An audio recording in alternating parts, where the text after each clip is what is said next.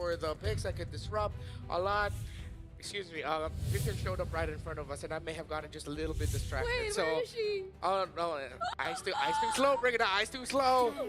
By the way, randomly shout out Naisu. So, now we watch out for Hildas, we watch out for Kali's, these heroes that have done very well in Dangerous Grass. But Evil, surprisingly, are very willing to give ONIC a Yuzhong for Lutpi. You mentioned it. You wanted Lutpi to step up. Isn't this like the best hero to allow you to do that? This is the easiest to step up with. I think he really has to, right? Because there's no excuse for him at this point now that the major first picks are kind of out of the way. I mean, Grok is still there, but that's not really going to stop a Yuzon from getting into your back line. That's the beauty of the Black Dragon form. I'm curious to see how Evil is going to draft because Kalia and as well as Carry are going to get locked in for Evil. Carry was expected. I wasn't expecting the Kalia this time, but it just means that they're setting up for Sayla, right? Yeah. And I'm wondering if they're gonna pair it up with another burst hero like the Kadita or something, since the Yuzhong pretty much denies you confidently picking up the likes of a Farsa, which you still can, cause oh wait, that's an ONIC thing by the way, but like let's see where it goes. Yeah. I mean, the Phantom War results really just show how much of an uphill climb this is going to be for Evil in the eyes of many.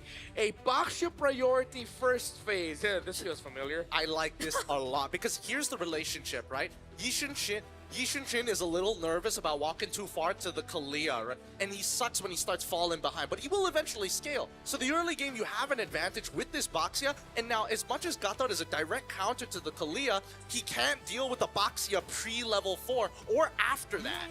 Yeah, I'm gonna have a hard time dodging everything the Baksha's gonna throw at him if ever. Wait. Tari taken out for Skylar. I mean, with them taking the clothing of the character, actually, theoretically, it makes a lot of sense with how they decided to draft this. In terms of the best picks for Skylar, they whittled it down, but then ONIC can honestly just go double fighter. The thing is, they still have to think about the fact that there's a carry on the other side. So you see the train of thought here for ONIC. ONIC took out the Sora. If there's a gold lane pick that might show up here that Evo needs to be wary of, I think it might actually be the CC gold. Yeah, it's just that I'm probably worrying a bit about ONIC and if it ever does go to the late game and how can they close it out if they've been struggling in their previous games to do that, even with the presence of a marksman already. Yeah, that's actually an excellent point. That's one of the problems, I guess, for ONIC that has been evident for them here at the Swiss stage. I think this might be a Moskov angle. I think that there's a potential for Moskov to actually get played here for the side of ONIC, but it really depends, right? Because at the end of it, double fighters is still very much on the table. Loyi gets banned out here, but considering that ONIC is already getting rid of things like Lapu Lapu, I think they're either setting up for a potential Farsa, because it doesn't look that good if Farsa goes on Evil's side. ONIC is going to give them that choice and take whatever's left. In that case, it's probably going to be Lunox, right? Yeah, the Lunox would actually be nasty for ONIC. Ban glue. Give him Lunox and Carry together is just maybe they're not thinking about the Lunox considering they banned the Uranus, because honestly they would have had they already had the tools to deal with it. Yeah, let's see if this is a mid lane pick coming in from Evil, right? Because they can opt not to go for it. Yeah. Farsa still available if they want the range. Double fighters might be difficult. They could save mid, show their XP. I mean, like, it's no hiding the fact that this box is going to go into the jungle. What do you put against the Yuzhong, though? The Ira. I think you just go glue, right? Yeah. That's kind of like the only thing. All right. Okay. It's going to be Farsa and then glue here. ONIC, if they want to like really ruin his day, they can preemptively just go, you know what? I'm going to go into the Farmus, even though it kind of sucks against the Farsa. But considering that this is ONIC's time to really take advantage of the best of three, let's stick to standard stuff. Yeah. Will Sans end up getting the Kadita, considering it's a low bid for him? Yeah, I feel like Sans is not gonna farm his. It's just not giving Sans. It's not giving Sans? Not unless they're planning to pair it up with something really like what we saw in previous series, but still seems like a really good. Oh no, what the heck? Because they know the glue's coming up. Yeah. As expected, they pick up the CC. Yeah, this is what I was worried about. It's just what was going to be the mid lane pick, and So- the mid lane pick determines what the side lane pick Are you is. still gonna glue? The hell no. Hell nah. You're gonna lose your little longs really quick. Yeah, there we Okay. go. Yeah, from the Arlot into the Faramis. But that's still somewhat a great way to deal with the Faramis too. yeah. So like, Well, I mean, I suppose, but I still think that at the end of the day, this is some really tight win conditions from either side, right? Yeah. Because they're immediately looking to answer a problem with a solution, and that's the entire draft. You show a problem, I instantly answer. And now it's come to the point that it's so convoluted, the ordering and the stack matters more than how the composition positions. Interesting decisions for these two. Lineup rating, though, will lean towards ONIC. Early to late game potential, way better. The damage potential, though, the hypothetical damage potential of Evil, really, really good. Maybe that's where they'll play it through. As the drums of the Sonics thunder out in EXO Hall, we welcome you to game number 1 is best of 3 elimination series. Two champions face off, the champions of Singapore, Evil, and the champions of Indonesia, ONIC. Let's get this last BO3 Welcome to on the Mobile road. Legends. Everybody has been excited to see whether or not ONIC has recovered from the previous mental and emotional damage played throughout the best of ones here at the Swiss stage. the drums have stopped, but their voices did not. We're already in game, but we're still hearing the Sonics cheer loud and clear. So now we finally get to see, will Lutpi actually live up to whatever we mentioned? And does Keyboy actually get back in shape? I think he does, because again, Lutpi, he knows this. He doesn't want to mess up level 1. As soon as he hits level 2, he's got a pretty good chance at finding a solo kill onto Gear, and Gear's well aware of it. It's all about maintaining lane pressure in a means where you don't lose your HP. Losing HP, or at least losing your... No, he misses that, right? Yeah. He wings by wings in. Now Keyboy gets the taunt. Sayla already pretty low, but none of them will use the flicker just yet. Pretty dicey mid-trading, though. I mean, good thing that they didn't use the flicker. That would have been a bigger loss, favoring ONIC ID. Yeah, and now Sayla's gonna lose. How many? Let's count. One minion's gonna is gonna disappear before he gets there. I don't know if the second one will disappear too. Doesn't. Only missing out one minion total at the end of it. While the gank's happening on towards the top side, right? You can see that ONIC literally is looking for anything while Evil is trying to match that pressure. We're not going to let you get free ganks off. We are man defending you each time. Yeah, that was a great dive. He forced out the Petrify already from Lutpi. Oh, but Sayla, now that's a flicker down. Put lots of pressure on this far, so not gonna have level 4. Contesting this first turtle is gonna be really tough for ONIC. Look at San. Oh! Sans does it, picks up first blood, and there's another fight happening up top. It's Gear who's going down. 2 members already gone for Evil even before this turtle. Yeah, Sans didn't just take down Sayla, he diffed him there. What was Powerful doing? He was holding the key point on the map. I think he should have just given it up and said, you know what, there's no point. Because Sayla is not even level 4. Yeah. And if he doesn't get this wave and he isn't healthy, he has to recall even if he does hit level 4. So the choice really needs to boil down to who are your anchors? We must play for them. Wait for this Farsa Evil, you need that feathered airstrike. They're getting tipped so much. Even in terms of the energy shields, you could see how ONIC ID are already able to get a lot out of that. And they just double it by picking off Gear for the second time in the EXP lane. Clean, going as expected here for ONIC ID. Play around your conditions. Slow, disciplined. Oh, Konami Slam already committed. Feathered Airstrike 2 is there, but so is the Nether Realm from Sans. Can they get out of this? No! No! They pull Sayla back! And now with Kyrie joining the fight, Evil have to disengage. Oh man, Sayla thought he was so safe. He gets taunted, loses his last 2 shots of the feathered airstrike, tries to get away, gets yoinked back by Sans.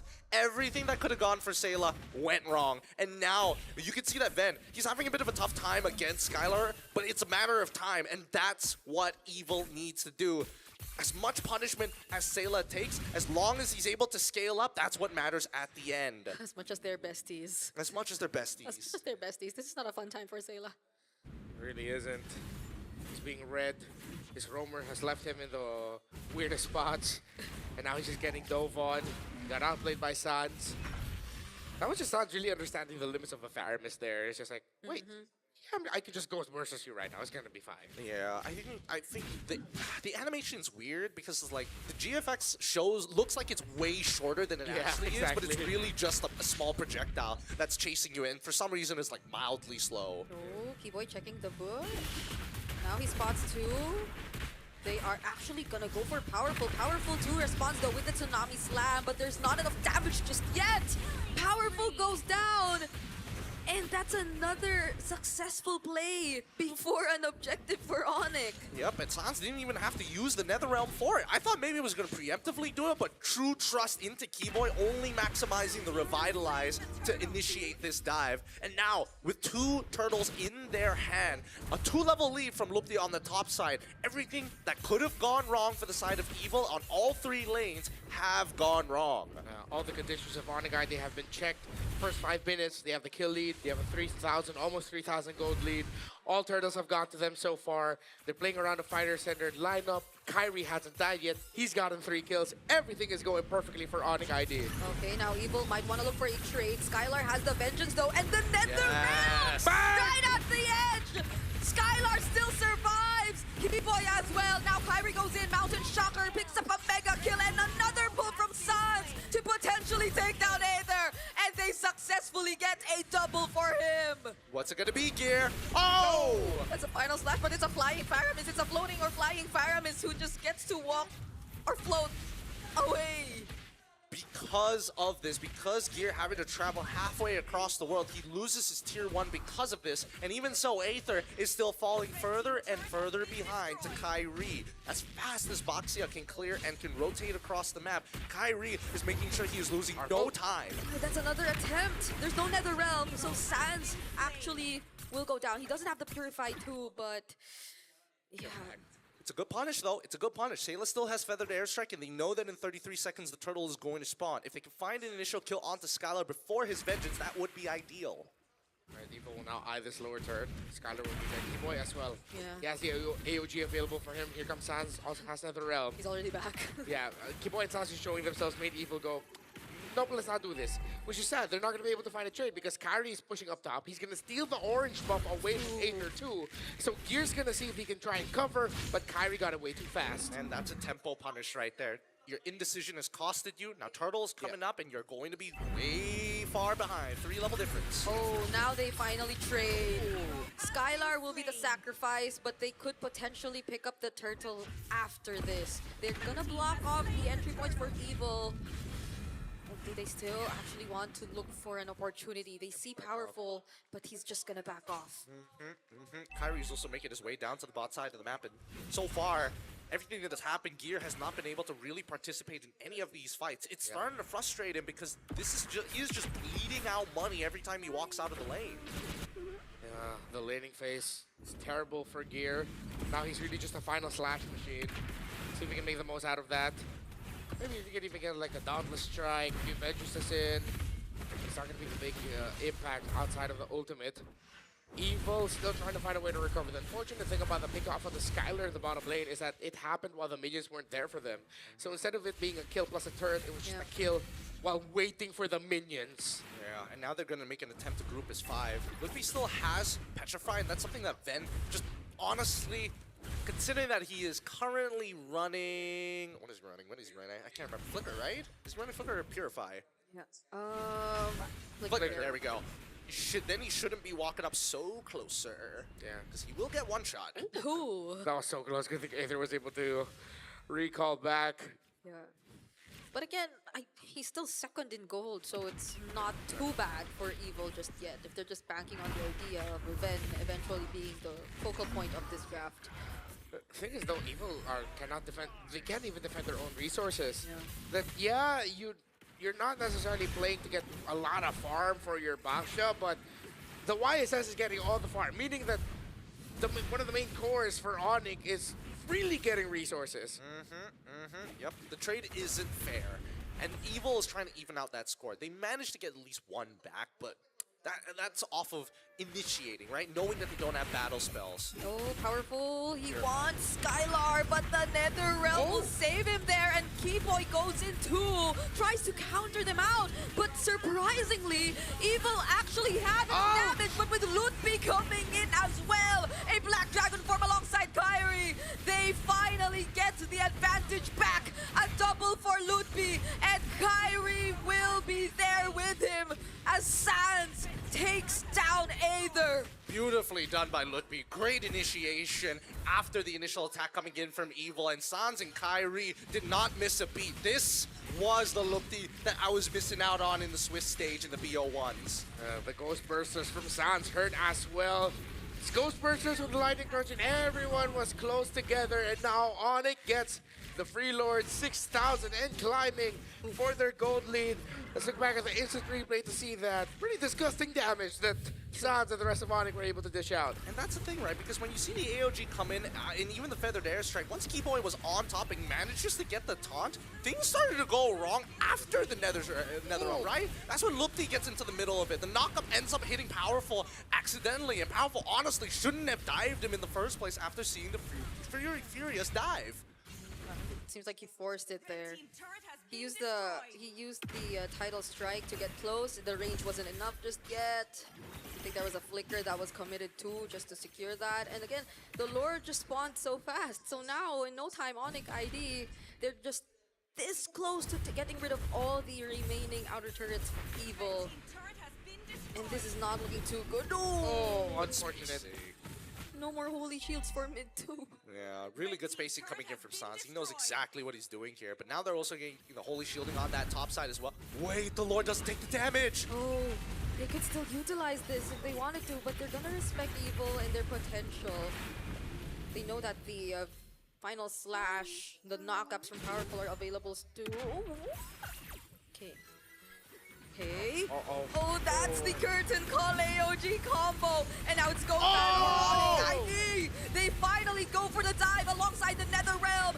They're trying to walk away, but Kyrie doesn't let him. ONIC ID are so close to taking away game number 1. But can Gear, can Ben make something happen? They don't even get to clear that single minion left. And that's gonna be game 1 over to ONIC ID. Wow, what a game! What a game we got lined up here today. Really well played coming in from the side of ONIC, making sure that their fluid motions really brought up a new level of play. Win the laning phase on all 3 of the lanes, have the time of your life during the mid-game. My goodness, the adjustments. Yeah, that was way too easy for ONIC. Honestly, even it feels like Evil were wondering, it's like, how could that have gone better for us? That was just ONIC being ONIC. Lutfi stepped up, dominated Gear in lane. Keyboy and Sans, deaths and trades here and there, but ultimately got the job done. They got their winning conditions, all of them. Easy win for ONIC. Really, really good stuff. Again, this is only the very first match here as they start heading on over into the back, making sure that they're keeping the fans' hopes alive. But this was the major combo, right? Again, we didn't get to see it too often, but it's something that they had in their arsenal this entire time. It's the curtain call into the AOG. It's really hard. It's an almost guaranteed hit on the AOG every single time, and they only whipped it out right at the end. Yeah, what was that? What was Aether and Powerful caught together, I think. So you get those 2 players out, and Ben couldn't do much anymore, not even with the presence of the Arlott by his side. There's no other way to look at it than you're seeing here the Sky Kings. This is peak ONIC form, but what I like about this performance is that I didn't really see a lot of moments that made me go, what are you doing there?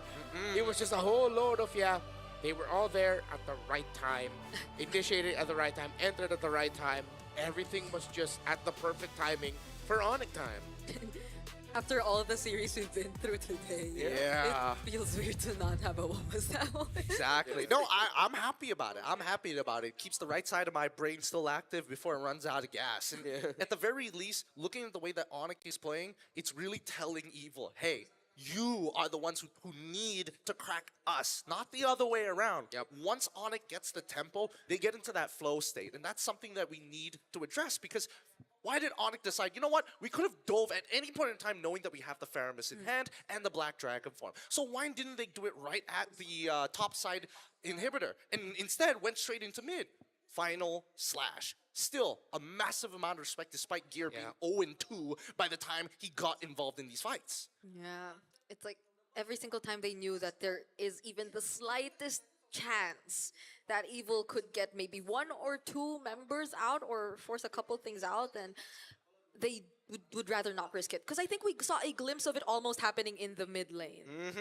Before Lutpi jumped in and I'm not sure if he used the Petrify, but basically he was the guy who seemingly went for the cleanup or allowed Kyrie to go for the cleanup. So that was a moment where it could have happened, but ONIC were just too careful about it, and they made sure that this ended in less than 12 minutes. Yeah, let's go. Ludwig finally didn't get shafted in lane and now shows us what an EXP can do given the right amount of resources. He doesn't need a lot. He's 3-0-7. A majority of his participations were just assists. Yeah. Really easy to step up with one of the strongest lane bullies in the game, but to be able to shine with it, get an MVP performance with it, that's a little bit more difficult because it means it's requesting perfection of you to make the most out of your Furious Dive, all of your combinations to apply the pressure at the right time, which is exactly what Lutpi did. So good, so good. When we look at these highlights, right, we need to break it down simply just by the way that ONIC is looking to fight. A majority of these fights that we see here really just comes down to, like, how do I punish the mid lane? How do I make sure that Sayla is never going to be in the right position at the right time to get maximum value out of that feathered airstrike? And especially since you have 3 losing lanes and priority in each and every single one of them, this is why you see moments like this where it's like, oh, the AOG is definitely going to connect. Who else is nearby? They win a 4v5 with a late addition to gear coming in at the end. All of this, every move that we see coming out from Evil gets punished in one way or another. This is something that ONIC has been doing since its inception, especially since their import Kyrie has made waves here in MPL ID and now the international stage as per always, but even more so to the level of perfection where, honestly, even then, how do you realistically play this game? You walk up, you're gonna get engaged on. You stay too far back, you're as good as dead anyways. All of which, just nothing they can really do. I have not much to analyze about this because really the only thing I can ask for Evil is to take bigger risks. And if they fail those risks, they just lose faster. If they happen to win out in those fights, good for them. They buy themselves 2 minutes. I guess it was a bit too difficult for them to feel confident enough because Sayla didn't have the best possible early game. Or like Sayla was the focus of ONIC during the early stages of the game. And Sayla had to play such a big role in terms of the early damage, in terms of the early rotations, because they're on a backshot jungle. So that was a requirement, and ONIC immediately took it away from them. It makes me wonder whose call it was. See, look at the deficits. To send Powerful away from the mid to ensure that Sayla, instead of ensuring that Sayla would hit level 4, Powerful just decided to hold the key position as if the Farsa was already level 4 alongside Aether, which they were a little bit closer to the EXP lane then at that time, instead of helping Sayla out in mid. And that little decision eventually snowballed into a big runaway win for Keyboy and Sans at the center of the map, and which meant Kyrie was like, I'm just gonna farm, man. I'm gonna be here getting a perfect game. I think that Evil really need to evolve their template style of gameplay, right? They have such tight win conditions, and they're always assuming that the opponents are going to fall into it one way or another. If, you know, they get a little tired, you go on autopilot, bam, that's when we're gonna catch him. We're already in the international stage. It has been 4 consecutive years where we're seeing teams, and honestly, this is where a lot of people